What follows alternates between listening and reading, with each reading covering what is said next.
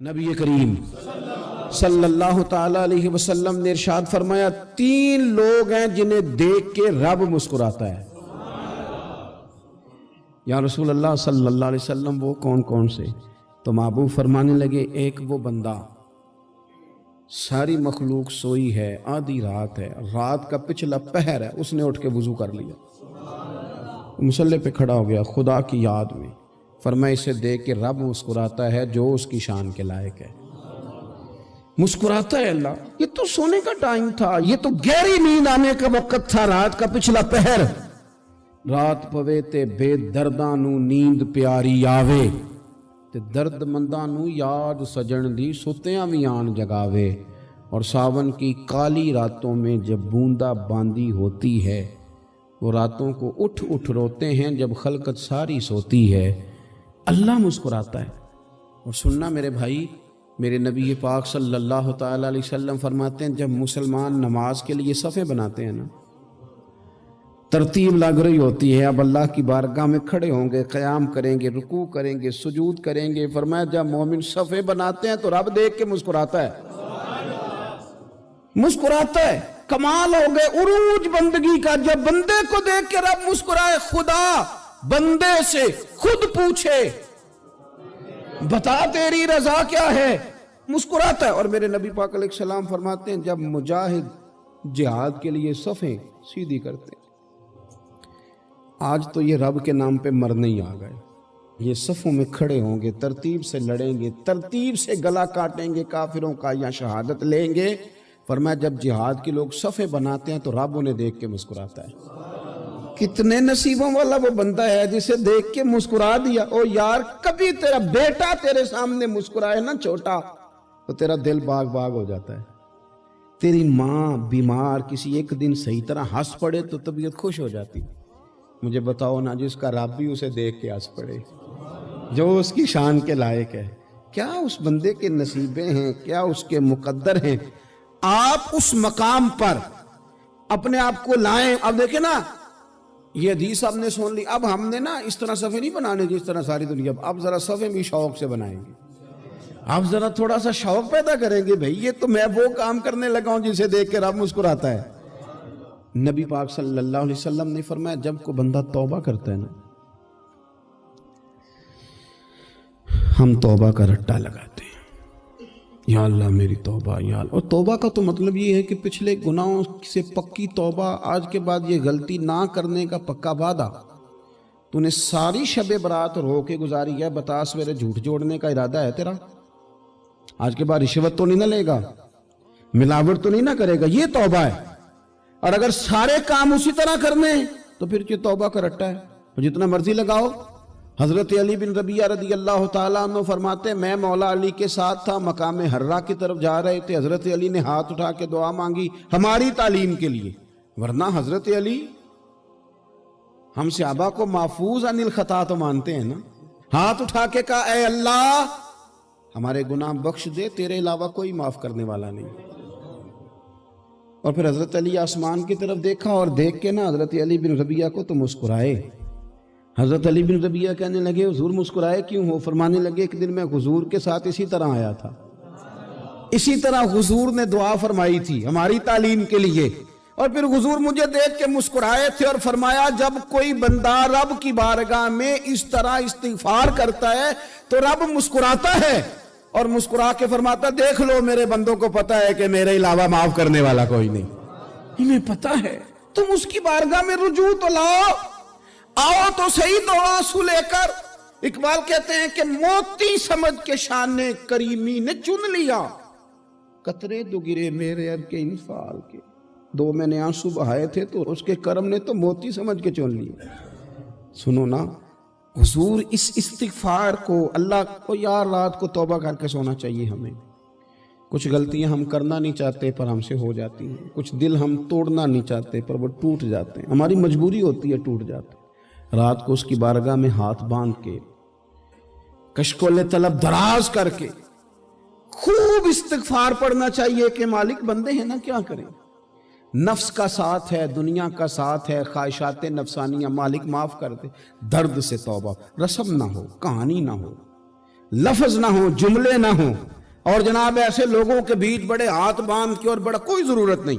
आप अकेले अपनी चारपाई पे बिस्तर के अंदर मुंह दे के भी दर्द से कहेंगे ना माफ कर दे, तो वो तो मेहरबानी बड़ा है। मेरे नबी पाक सल्लल्लाहु अलैहि वसल्लम मिसाल देते हैं, फरमाया एक आदमी सहरा में जा रहा, सहाबा से हुजूर खिताब कर रहे हैं, फरमाया एक आदमी सहरा में जा रहा था, उसने अपनी ऊँटनी पे खाना पानी पैसे हर चीज़ रखी हुई थी। सहरा था बहुत बड़ा, दरमियान सहरा के गया तो थोड़ा सा सस्ताने के लिए, आराम करने के लिए ऊँटनी से नीचे उतरा।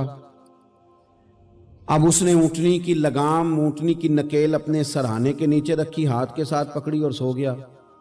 थोड़ी ही देर के बाद जब उसकी आंख खुली तो देखा ऊँटनी गायब है। सहरा में वो पैदल ना आगे जा सकता है, ना पीछे जा सकता है, ना दाएं ना बाएं, खाने को रोटी नहीं, पीने को पानी का कतरा नहीं, थोड़ा इधर भागा उधर भागा, थक गया। करीम महबूब फरमाते हैं वो पूरी तरह निढाल हो गया और मायूस हो गया, माअज़ल्लाह।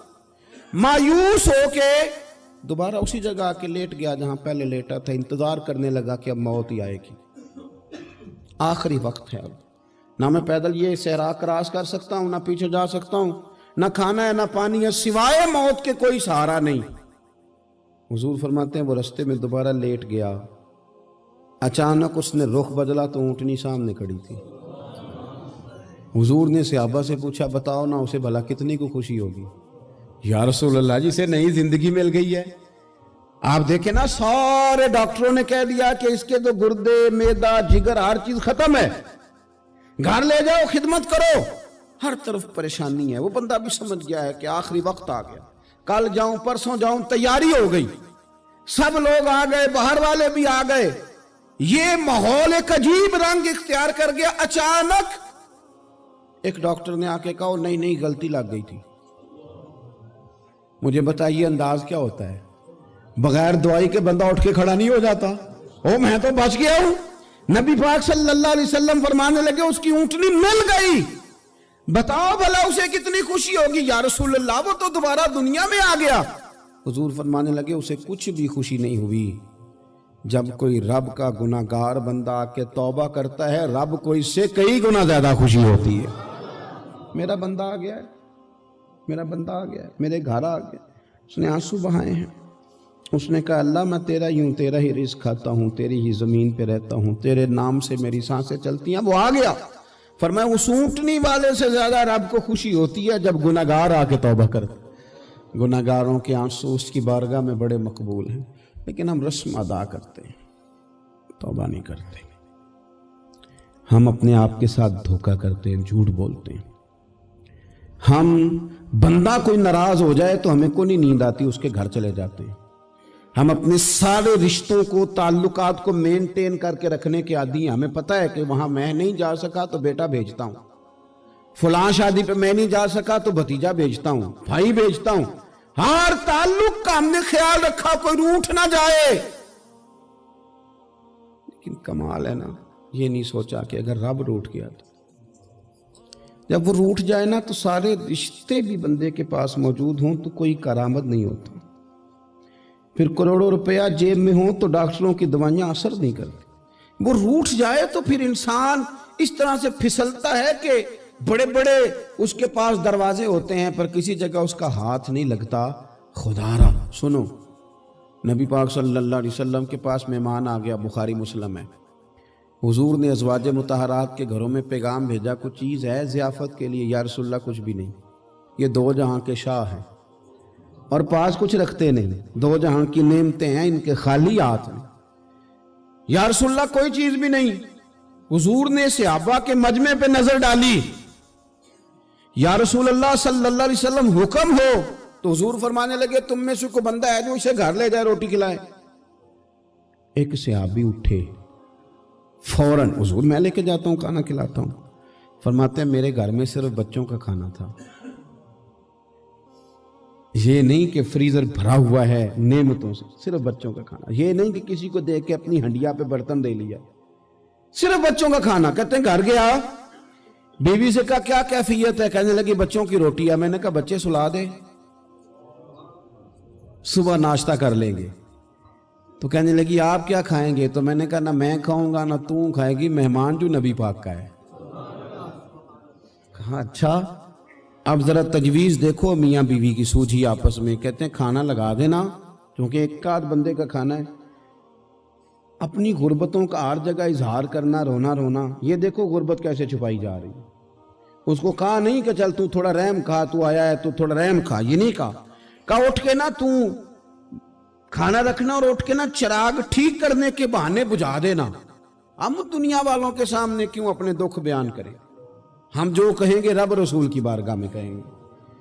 تو نا چراغ ٹھیک کرنے کے بہانے، اہلیہ اٹھی، کھانا دینے کے بعد چراغ ٹھیک کرنے کے بہانے بجھا دیا۔ خامد بھی ہاتھ چلاتے رہے، بیوی کبھی برتن رکھتی کبھی اٹھاتی، پتہ چلے کہ کھانا کھا رہے ہیں، کھانا کھایا جا رہا ہے۔ کہتے ہیں مہمان پیٹ بھر کے کھانا کھا گیا۔ یہ کام ہوا رات کے اندھیرے میں، اس وقت ہوا جب چراغ بھی بند تھا، اس وقت ہوا جب کوئی دیکھنے والا نہیں تھا، کسی پڑوسی کو بھی خبر نہیں تھی۔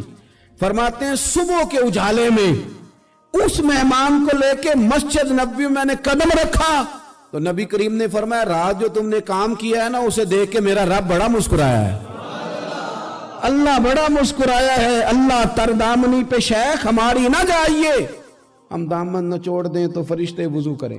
یہ شان ہے صحابہ کی۔ نبی کریم علیہ السلام نے فرمایا رب رات مسکرایا تیرا یہ انداز دیکھ کے، اور اس نے قرآن نازل کیا وَيُؤْثِرُونَ عَلَىٰ أَنفُسِهِمْ وَلَوْ كَانَ بِهِمْ خَصَاصَةٌ۔ کچھ لوگ وہ ہیں جنہیں بڑی بھی ضرورت ہو تو دوسروں پر اثار کر دیتے ہیں۔